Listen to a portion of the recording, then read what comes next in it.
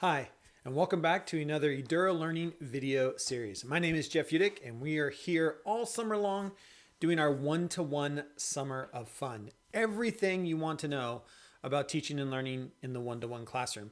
And we've put together a great website that's going to all summer long take care of you as far as giving away your freebies. We're putting courses on discount. We're going to be doing videos like this, as well as podcasts and blog posts, everything focused on the one-to-one classroom and the one-to-one teacher. And so to get us started, first of all, you're going to want to go to this link and memorize this link for the summer, edurolearning.com/121. That is where you're going to be able to find all of the freebies and all of our courses that we're putting on discount all summer long in our one-to-one summer of fun. To get started this week, our freebie is a 30 days of free PD email series. So if you head on over to this link, you will be able to sign up and you'll put your email in. And what will happen is every day for 30 days, you will get an email a day for 30 days, all with a video and with the video basically written into a post. So you get the option, a little personalized learning here, of whether or not you'd like to watch the video or just read. So if you're a visual person and you just want to read, or if you want to watch the video. We've been getting some great reviews on our 30 days of PD video series. A good friend of mine who's a fourth grade teacher actually wrote me and said, "Oh my gosh, I am loving this. Just every day I expect the email." She's a reader. She loves words. She's like, "I watched the first couple of videos, but now I just read the blog post because I realized they were, read the email because I realized they were the same thing." So a great way to spend your summer. You can just have free professional development delivered to your inbox. So make sure you sign up with an email you know you're going to check all summer long. Also this week, we are putting one of our courses on a discount, and that is going to be our Digital Citizenship in the Classroom course is on sale for $25 this week. It's usually a $69 course, but this week you can pick up Digital Citizenship in the Classroom for just 25 bucks. And again, if you go to this link right here, edurolearning.com/121, all the details, and pick up your freebie and your discounted course there as well. As we march through this summer of our one-to-one summer fun, leading to our launch of the one-to-one teacher micro-credential, which the cart will open for that, and you can register to spend 23 weeks of your next school year with us in a long-term embedded professional development. This week, I'm very excited as part of our video series here at Eduro Learning that I was able to catch up with Tisha Richmond. And Tisha is a culinary teacher down in Medford, Oregon. And I met Tisha at a conference down in Oregon, down in Portland, actually, a couple months ago. And we happened to sit across from each other at dinner. And I literally don't remember anything else. Tisha and I started talking. She was telling me about how she was gamifying her classroom. She has one-to-one iPads, but her school is also moving to one-to-one Chromebooks. So we kind of talked about that a little bit. That's not part of the portion you're going to see, but if you'd like to get the full podcast, so part of this is we're recording these podcasts for you over at Shifting Our Schools, and then I take, to me, one of the most interesting parts and make that into a video series for you. If you want to get the full hour conversation with Tisha, you can find that over at sospodcast.org, and this is episode 56 of the podcast. So you can head over to sospodcast.org, episode 56, if you'd like to listen to the full 1 hour. It is an amazing conversation with a culinary teacher who has completely gamified her classroom. She's taking these elements from games and bringing them into her classroom. And there are so many little nuggets in here. I've tried to put in all of the things that I learned in captions underneath for you, but you're going to want to listen to the full podcast as well. And you can find that anywhere that podcasts can be found. So it's in iTunes or Google Play Store. If you're a podcast listener, you're going to want to find that episode as well. But right now, I want us to focus in on the idea of gamifying learning in a one-to-one classroom. And so here's my conversation with Tisha. Well, talk to me a little bit about the gamification aspect. I know when we sat and we were talking, I was fascinated by the ways that you've been able to gamify the culinary experience for your kids. Talk a little bit about how you got started in that and some of the ways that you gamify your classroom. Absolutely. So it was back in 2014, actually. It was the same year that I got the iPads and started using them, that I was at a conference called iPad Palooza. No, it was actually Miami Device in Miami, Florida, that I met author of Explore Like a Pirate, Michael Matera. Right. And at the time, he had done a workshop. I didn't even go to his session, but we started talking in the lunch line about gamification. And I just was really intrigued by it because I had done mystery box challenges and chop challenges in my class. But it's always one of those things that I would do every once in a while. And then kids would always be asking, when are we doing that again? That was amazing. It was so fun. And I'd be like, oh, later, we'll do it later, but never really fit it in as often as they wanted me to. And so I started thinking about my class a little bit differently. And so from that time of meeting Michael, we continued communicating. And that year, it was before he even wrote the book. And so in that year, he was writing the book. And I said, I really want to do this, but it's super daunting to me. I don't know if I can pull it off, but I really think this could be pretty powerful in my area. And so he says, just pick a theme, pick something that you can latch onto. And I promise you, once you do that, everything will start clicking into place. And so the course of the following semester, I picked the last unit. It was kind of a quarter-long unit that I was doing, and I thought, okay, I'm going for it. I'm going to try this. And so I did. I picked a theme. I actually went with the 100-foot journey for that unit. It was based on a movie that I had seen, and I went from there. And it was rough that first time of gamifying, but doing it and seeing how the kids responded, I knew I was onto something. I knew that this was something that I could really continue to do and could be really powerful. And so from then on, the following year, I decided I would take one singleton class and start gamifying that.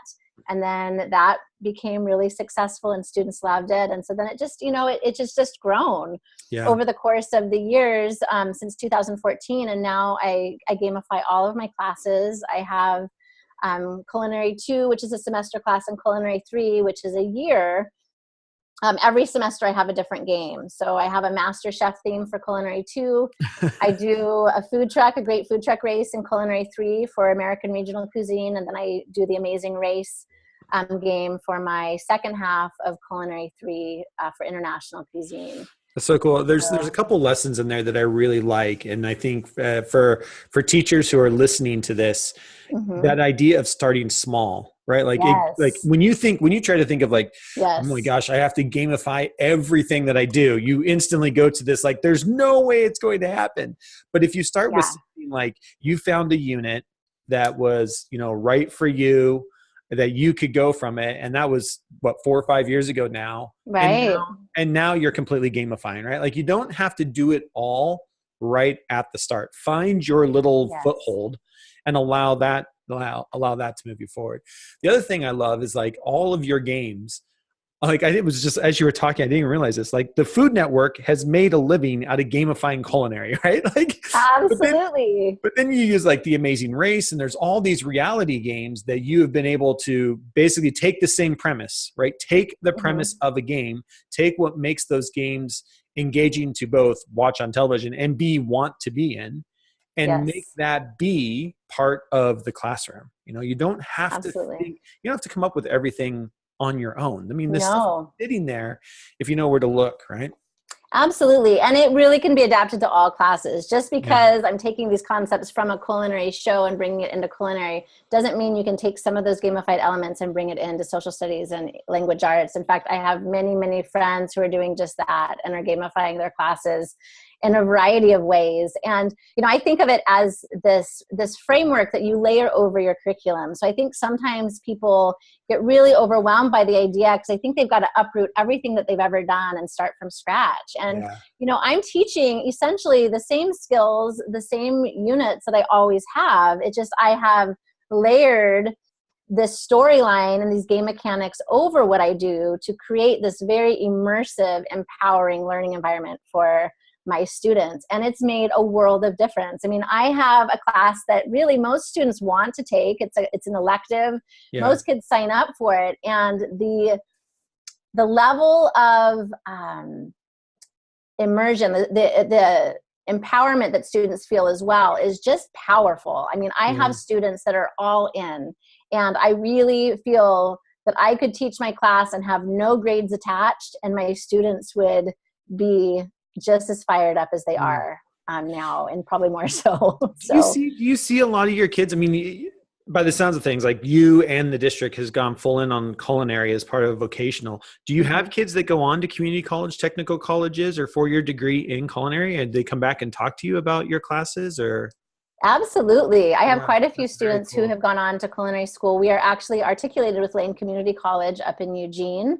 And Okay. so all of our levels of culinary arts are in that articulation. And so students can earn up to 9 credits of Wow, credit for that's Lane through our fantastic. program, which is really awesome.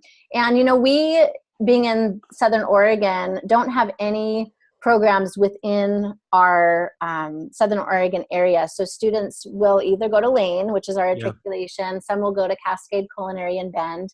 Others will go to the culinary school in Coos Bay. Those are all Hmm. about the same distance from each Yeah, a other. couple And so hours from you. Yeah. right, right. And so I've had students go to all 3 of those programs. And then I also had a student in the last couple years graduate from the Culinary Institute of America at Greystone in Napa Valley. And he Oh, had a wow. phenomenal experience there and is now just thriving in one of our local restaurants. And he's actually come back and mentored our kids for our Pro Start competition that they've done. So it's really exciting to see our kids go on and explore careers in the industry and Industry. then give back, to be able to come back and mentor our kids is Yeah, really that's so exciting cool. and What a powerful great full too. circle. I just love those stories, those full circle stories.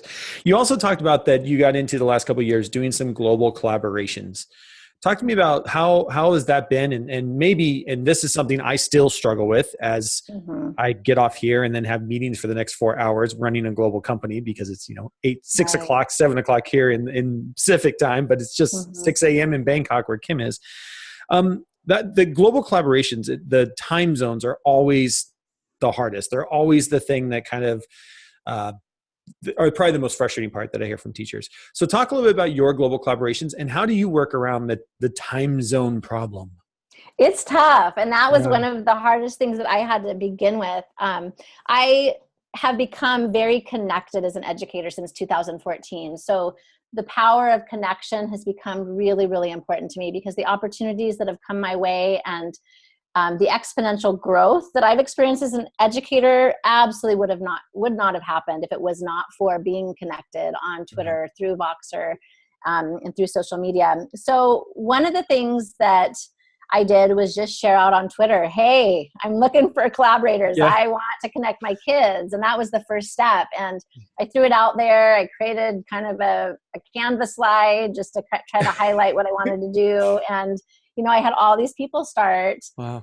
corresponding with me and wanting to connect. And 2 connections that were really fun this year was one class, Brandy Miller, and she is in Florida, and she has a first grade class.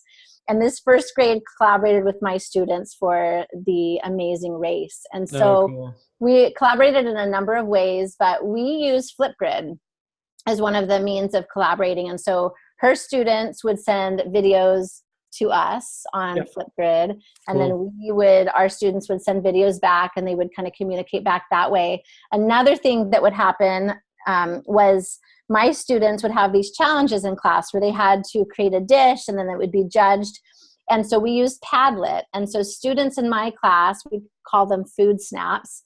Yeah. And food snaps was a concept that I kind of adapted from my good friend Tara Martin, who does the book Snaps. I don't know if you're familiar with them, but basically taking an image and then annotating over it to help students connect to their learning and adding Bitmojis and that sort of thing. So my students would take food snaps of their food that they created, and then in the columns on Padlet would add their pictures. Cool. And then I sent this to the first grade class, and Brandy would have her first graders sit in front of their computers and vote on their favorite dishes. And it was so fun to see pictures of Brandy's class. I mean, these kids were just staring at the screen, like really focusing on what their favorite dishes were. And she would give them certain criteria to look Yeah. for. And then, of course, my students would try to plate their dishes so that it would appeal to a first Oh, grade yeah. class. What a, And so they were what a adding great marketing, sprinkles and, Yeah. they were trying to, doctor it Great up to make marketing lesson. it really Yeah. appeal. So it was really, really fun just to have that connection. And then another fun thing that this first grade class did was in the Amazing Race, my students would get to the end of a region of the world that they were studying, and they would have a pit stop, and they would have this challenge where we would bring in an authentic audience of staff members and local restaurant owners and community members to judge. And so students would not only have to create this dish for this pit stop challenge, but they would also have to have some type of a presentation where they would basically demonstrate their learning, what they knew about that region of the world. And so these first graders created Google Slides for my students to incorporate into their presentations. And so these first graders were learning about the country alongside, us, and then we were able to use that slide in the presentations. And my students do all different types of presentations. Some of them are movies, some of, all sorts of different things, but they were able to incorporate that in some way. And then the other collaboration that we did that was really fun was with a class in Chicago. And these were 8th grade students, and they were studying marketing. And so my students, when they launched into this Amazing Race, they created team names for their teams. And then this class in Chicago created logos for our students. So they very cool. had this collaboration back and forth where my students would basically, send a video. Each team would send a video saying, well, this is kind of what we were thinking. This is our team name. And this is what kind of the idea we have in our heads. We kind of like these colors. And then this class would take those ideas and then come up with a logo and then share it with them. And then they would, it would just revise and did you do that through, was that through like Flipgrid as well then? That was like that communication. And then we also used Google Drive too a little bit to share. So the way that you kind of really overcame like the time zone thing was you made it's almost all asynchronous. Yes. Like kids were leaving videos at different times, or you were doing Padlet at different times. So you didn't have to be in the same spot at the same time. We really didn't. And it would have been beautiful. That's a great workaround. Had like a Google Hangout or Skype, but the way that the timing worked, my class was in the afternoon. So the time zone, by the time my students met, they were already out for the day. So it would have been fun to do that, but it worked really well. And you could really get to know the kids and their personalities, even though it wasn't in real time. It was a lot of fun, and it was definitely something that I want to explore further because it was powerful. And I think it's just a really good learning experience for all of us. So I'm sitting here and I'm trying to put on my sinister teacher brain where I can hear teachers, I can see teachers and hear teachers listening to this episode and being like, oh, Tisha, that's so easy for you because it's culinary. And sure, you can just go get a chef to come in and you have this authentic audience of your teachers coming in. That would work. I can see how that works in culinary. I can't see how that works in English. Right. I can't see how that works in math. And I know you're transitioning to a role, and we'll talk about this a little bit, but you're moving into a coaching role. How do you see, what's your pathway with teachers when you're talking about this stuff to be like, no, you're right, I do it this way in culinary, but there are ways to do this, the same thing in every content area. This isn't content area based. It's really a transformation of approach to learning that you have to take on. What are the conversations you're having with teachers around that? Absolutely. And there have been teachers on campus that have been interested, and I have helped them, and they are now gamifying their classes and have had amazing results. And the first thing that I would say is start small, like we talked about before. I would say come up with a storyline. So think about something that inspires you. Maybe you love watching TV, or maybe it's books, or maybe it's sports. Think about that. And then start kind of honing in on a theme that you want to have. And it does not have to be content specific. So you could have a Star Wars theme and you could be teaching English or math or science. Right. And start with that theme. And then start thinking of what your storyline is going to be. Where is your classroom going to take place? If you're doing a Star Wars theme, are you in a galaxy? What is it going to look like? And then start thinking about who are the characters? Who are your students going to be in this environment? In my food truck race, my students were food truck owners, and they were running these food trucks. In my Master Chef game, my students are kind of contestants in this show, the Master Chef. And then we have these people that come in, these characters that come in and that are judges that come, and they are there for the competitions. And then think about, what kind of action is going to happen? Where is this where's the excitement going to take place? Are they going to be mini games that you have throughout your unit? Are they going to be these challenges? Are they going to be the pit stops? So develop that storyline first. That's the very first thing that you would want to do. And then start thinking about how you could apply these game mechanics. And again, this is a framework that you layer over your curriculum. So think of, your units of study, and then how you could apply some game mechanics over those units of study to really make your units come alive. In my MasterChef game, we have levels. And so my students, every unit, are trying to get to 4,000 XP. And if they get to 4,000 XP within a unit, they become Master Chef. Okay. So they can get to 1,000, and that is the apprentice level. They can get to 2,000, and that's sous chef level. And then they get to 4,000, they become Master Chef. And there's some advantages to each of those levels, but of course the ultimate is the Master Chef. Yeah, of course. So, and it's helping them towards their summative. So if they get to 1,000, they get to use a 3x5 card on the test. If they get to 2,000, they either get to team up with another sous chef, or they get to use a full page of notes. If they get to 4,000, they've mastered it because they've demonstrated their learning in all of these different ways that they don't need to take the test because they've already demonstrated they understand the content. I love it. And then it's pretty awesome. And then there's another little perk that while everybody else is taking the test, they get a free cooking day. So they get to make whatever they want. So even if you taught math or science, of course, they won't get the free cooking day, but you can still apply those concepts. They could still get a 3x5 card on the test, or maybe they get a freebie, like phone a friend question if they get to 1,000. I mean, there's all sorts of things that you can do. It's definitely, I think, could even be more powerful in a class that's a content-based. And for those of you listening on the podcast, that whole approach, which I love the way you laid that out, is called mastery learning. And it's a way that we're really starting to move to in education. This idea that if a student has shown proficiency and has mastered a subject, they don't need a summative assessment.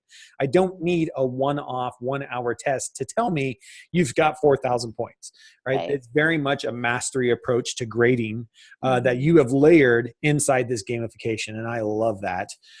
Constantly talking to teachers about how do we get to a point where we are moving towards a mastery learning approach, not an averaging together of grades and saying, well, I know you got an F on the first one and an A on the last one, so you got a C for the semester, when really that student should have an A. They've showed growth, which is what we want, right? And getting to that mastery approach. I love that layering in of gamification, because that's what games do. Games are mastery levels, right? You go through levels and you get whatever you get. You get to use a card or a friend, or you pass the level and go to the next one, right? I love it.